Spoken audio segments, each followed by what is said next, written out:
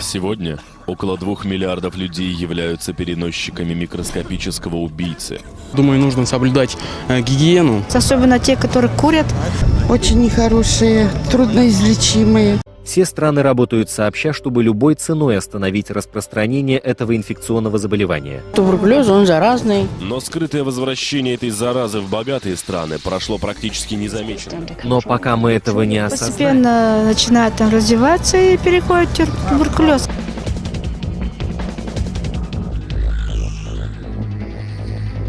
Я счастлив. Спасибо. Вот приходят, повещают, смотрят, как у тебя дела, папа, как это здоровье, все это. Спасибо.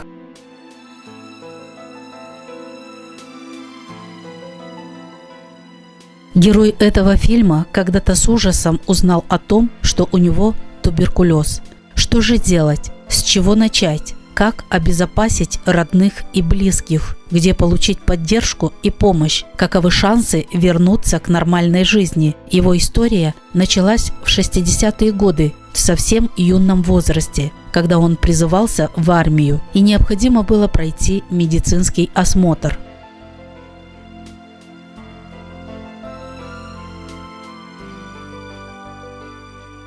Я заболел, когда-то мне надо было в армию, призыв когда был, 62-й год, это должен был пройти медкомиссию, нашли мне какую-то точку среди легких и поставили, положили в больницу. Изначально у него определили болезнь гластрахому и дали отсрочку от армии почти на 3 года. Именно в этот период своей молодости он и заболел туберкулезом, попав под сильный осенний дождь.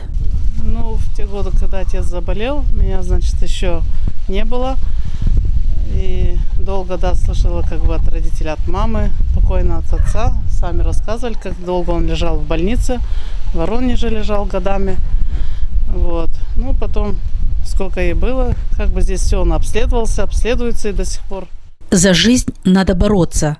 Это прекрасно понимал молодой отец уже 2 детей. Ему пришлось долго бороться с болезнью, чтобы вернуться к нормальной жизни, к семье, к своим детям. И он старался всеми силами, как только мог. В хрущевское время дали мне путевку, дали в Ворниченах. Там в Ворниченах было 20 дней. Там в хрущевское время трудное было. Не хватало еды, не хватало этого.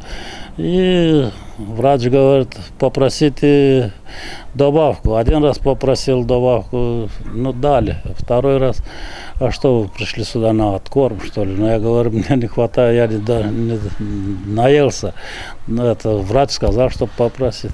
И потом повара отвечают, а у нас есть буфет здесь, идите покупайте себе там тюлечку, булочку хлеба. Тюльки были еще, не знаю, какие-то ружьем шло.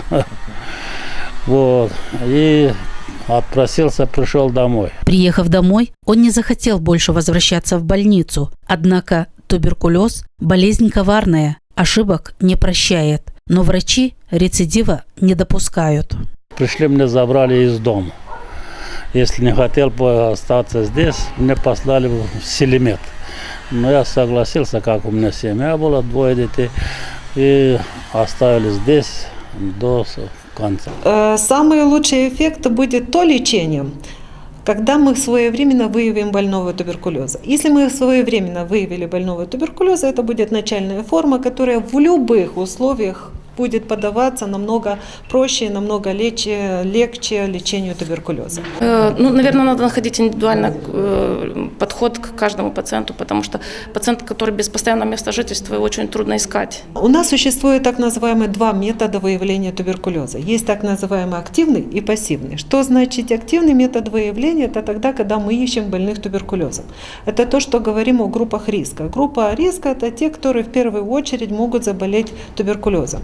А пассивный метод, что значит пассивный метод? Пассивный метод относится ко всем врачам любой специальности. То есть, если к нему на прием приходит пациент, у него есть какие-то симптомы, которые могут быть подозрительны на туберкулез, этого человека нужно просто обследовать на туберкулез. Там делается микроскопия мокроты, то есть собирается мокрота, обследуется на бациллу Коха, делается рентгенологическое обследование, то есть выполняется весь вот этот алгоритм. Есть две формы у нас туберкулеза: ДОЦ простой и ДОЦ плюс, устойчивые формы. Которая простая форма ДОЦ, этим больным даются талоны ежедневно на 35 лей в день. Мы даем 2 раза в неделю, получается сумма где-то около 1000 лей. Вот, кроме этого, как сказала, оформляется и на группу, и даются дорожные 75 лей. Лекарства все есть, все абсолютно, что назначается, и бесплатно все. Все делается, и все больной получает, чтобы только желание было и чтобы слушалось. Очень важно во время лечения оказать больному туберкулезом не только врачебную поддержку, но и моральную, ведь психологически он и так сильно подавлен. Для этого стали открываться в Молдове центры поддержки пациента в амбулаторных условиях. О деятельности такого центра в Камрате рассказала его сотрудник, психолог Екатерина Тодорич. У нас в Камрате открылся такой центр. Наш центр называется «Центр поддержки лечения пациентов с туберкулезом в амбулаторных условиях». Нашей деятельностью является помощь людям, которые оказались в сложной ситуации, то есть заболели туберкулезом. Это очень тяжелое инфекционное заболевание, и, как правило, люди очень переживают, и лечение долгое, бывает затяжное. Такие люди часто сталкиваются с социальными проблемами, потому что по состоянию здоровья они не имеют права работать. Вот. И поэтому в помощь таким людям открываются подобные центры. Цель коммунитарных центров в поддержке больных туберкулезом на этапе амбулаторного лечения – вовлечь все сообщество, то есть вовлечь социальную помощь, управление социальной помощи, вовлечь примарии, госадминистрацию в поддержку этих больных. И плюс цель – уменьшить их стигматизацию и дискриминацию на уровне общества путем информирования сообщества. То есть приходит пациент, вот он обратился с заболеванием, да, с жалобами. Ему предварительно выносится диагноз туберкулез под вопросом. Мы уже на этой стадии начинаем потихоньку работать с человеком. Объясняем, что это такое, чтобы люди знали, с чем имеют дело, чтобы не сильно переживали. Дальше и ведем пациента, получается, совместно с врачом. Я как психолог стараюсь отвечать за их эмоциональное состояние. Естественно, по вопросам, которые касаются медицины, я обращаюсь к доктору. Иногда советуемся, как лучше лечить пациента, потому что бывают побочные эффекты, либо какие-то излишние переживания, чтобы вот смягчить лечение, да и сам диагноз по первости, когда он ставится. В Камрате очень молодая команда, которая очень успешно пытается вовлечь и делает это с успехом. Фактически они вовлекли многих пациентов, которые оторвались от лечения, которые прервали лечение, вовлекли социальную службу. Сейчас они пытаются делать информационную кампанию, в которой мы надеемся, что вы их поддержите. Они делают флешмобы, они будут делать баннеры. Вот у нас был случай недавно. Этот человек еще месяц не лечится. Обычно здоровый мужчина. Обратился по медосмотру, проходил медосмотр, ему поставили диагноз туберкулеза. И семья была очень напугана, особенно мама, потому что у них в семье маленький ребенок, и они надеялись, что он пройдет медосмотр, устроится на работу, чтобы содержать семью. Они недавно вернулись из-за границы, тяжело, сами понимаете. И им было, они переживали много. Мы говорили и с супругой его, и с ним, объяснили, как это все проходит. Здесь, в Молдове, к большому счастью, хорошая программа именно поддержки туберкулезно больных людей. Им выплачивают пособия, которые позволяют им жить.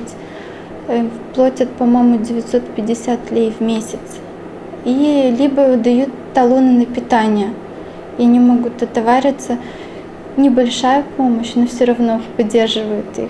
И плюс сами медикаменты, они полностью бесплатные. Лечение туберкулеза – длительный процесс, продолжающийся несколько месяцев. Надо только иметь огромное желание вылечиться, проводить необходимые исследования и точно соблюдать все указания врача. Таких людей, больных, очень большое внимание уделяется, потому что как берется человек на учет с таким диагнозом, ему сразу назначается лечение, обследование все бесплатно, которые нуждаются, даже если полиса нет, больной обследуется все бесплатно, и анализы, и рентген.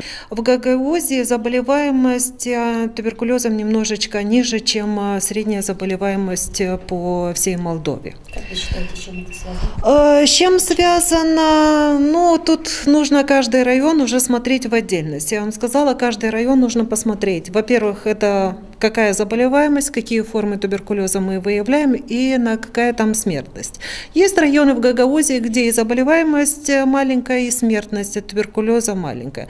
В этих районах, я думаю, что ситуация более-менее благополучная. Но существуют районы, где заболеваемость маленькая, но смертность большая. Тогда возникает вопрос, мы своевременно выявили этих больных туберкулезом или мы выявили уже на поздних стадиях, когда уже практически мы не можем ничего сделать для больного. Каждый человек должен думать о своем здоровье. Один раз в год у семейного врача, даже если нет жалоб, пройти профилактический осмотр. –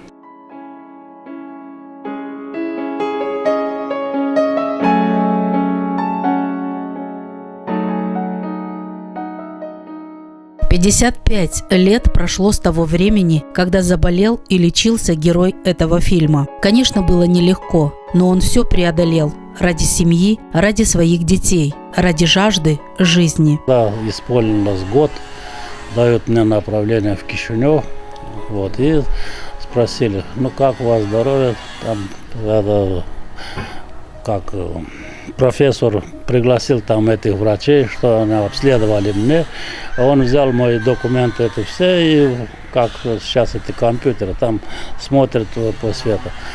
И посмотрели, обследовали больного, у кого какие мнения. Профессор спрашивает, ну как, вы согласны оперироваться? Ну, говорю, согласен, куда уже деться, сколько можно это, и семья страдает, и я страдаю.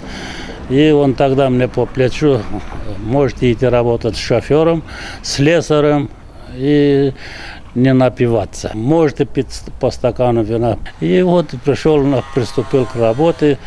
Ну, потом я был на учете, каждый, где-то 5 лет я был на учете, вызывали, проверяли, рентген, все это, спасибо. На сегодняшний день я здоров. Слава Богу, вот папа до 80 лет, уже в этом году 81 будет. Все нормально, все хорошо, жив, здоров, никаких проблем нет. Я им могу сказать так, чтобы они не боялись это, потому что это болезнь излечима. Это есть болезнь, что не могут лечить, а это могут лечить. Если у человека легких нет, его, значит, удаляет совсем.